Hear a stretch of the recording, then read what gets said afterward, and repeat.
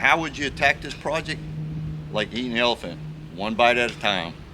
Now that you've purchased your secondhand sailboat and all your dreams blur into projects, you ask yourself, where do I even start? Now, do I start with these leaky hatches or this painting? What about this mess? Or the infamous barnacles on the bottom?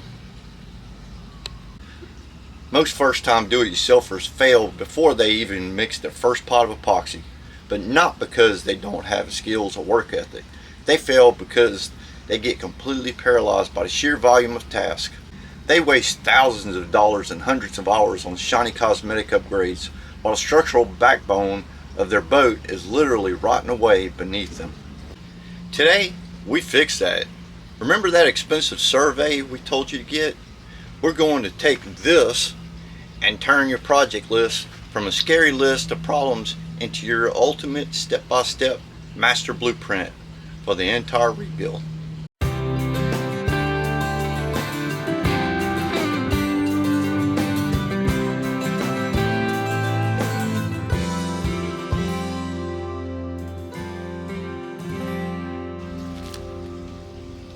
Stay with me until the end and we'll bring some order to this chaos. When you were buying your boat, the marine survey was your weapon for negotiation. It was all about finding flaws to get the price down. But the moment that bill of sale is signed, your relationship with this document changes. It's no longer a list of terrifying defects.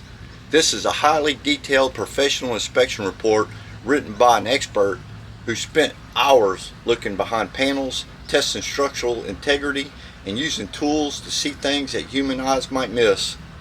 It's a customized instruction manual written specifically for your boat. Now, if you try to tackle a boat rebuild by just fixing whatever catches your eye on a Saturday morning, you're going to bleed money and lose motivation. Instead, we're going to use this survey to build the priority pyramid. We're going to group the surveyor's recommendations into 4 distinct tiers.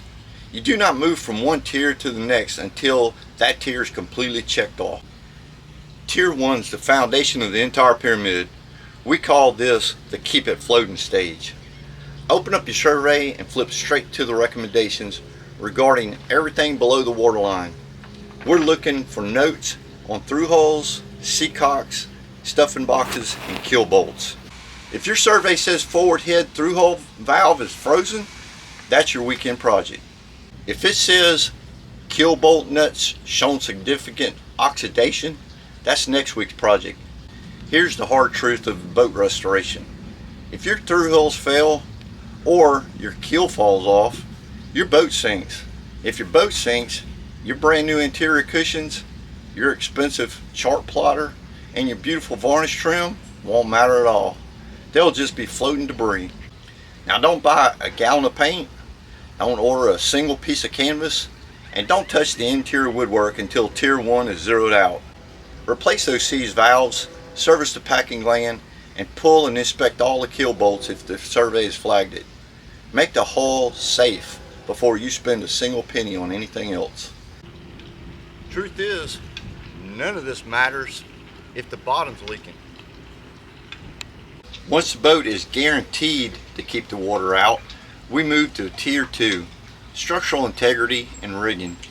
This is where we handle the forces that keep the mast standing and the hull rigid under sail.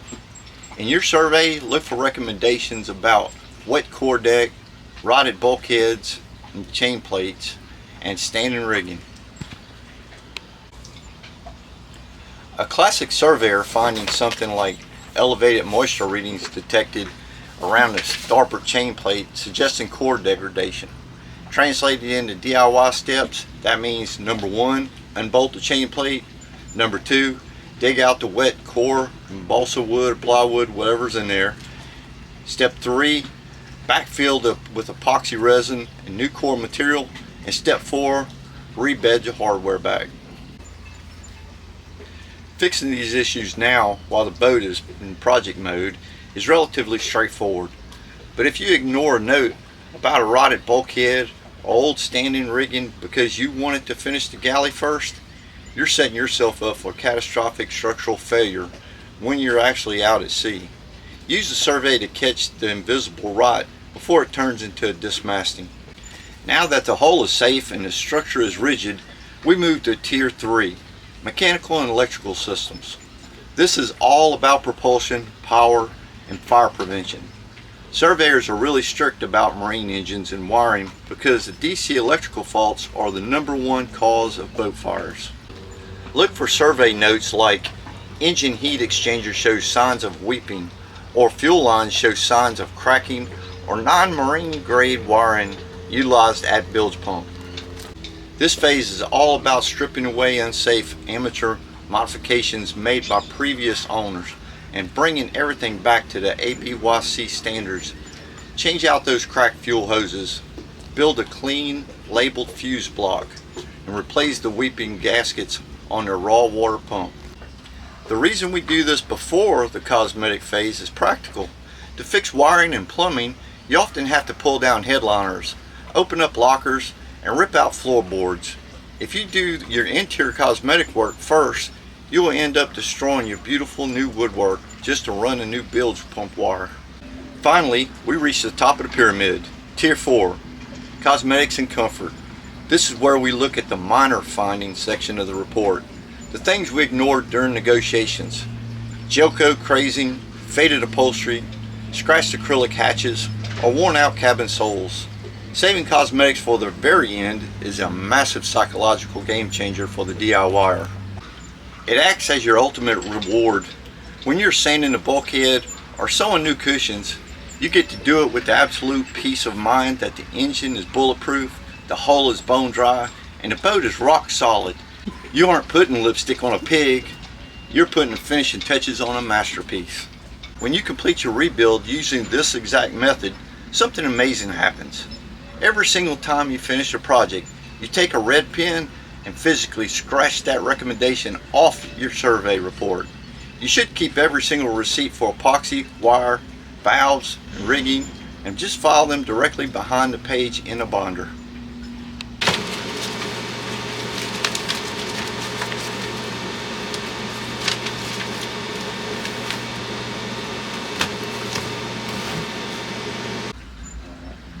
When you get this project completed, you'll have a full audit of the boat's restoration. It proves the work was done systematically and professionally, and your insurance sign-off will be effortless. The value of your sailboat will skyrocket because of these records. I want to hear from you guys. What project are you currently stuck on because you don't know what to do next? Drop your current project bottleneck into the comments down below and let's troubleshoot it as a community. If this structural blueprint approach makes sense to you, hit that like button.